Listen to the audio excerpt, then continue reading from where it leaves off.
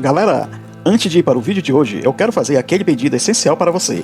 Eu te convido a se inscrever e ativar as notificações para você não perder nenhum vídeo a partir de agora. E se puder deixar aquele like logo agora no começo do vídeo, eu agradeço, porque isso fortalece muito o meu trabalho e afinal de contas não custa nada para você, mas para mim tem um valor imenso. Dê essa força para o canal, pois estou contando com você.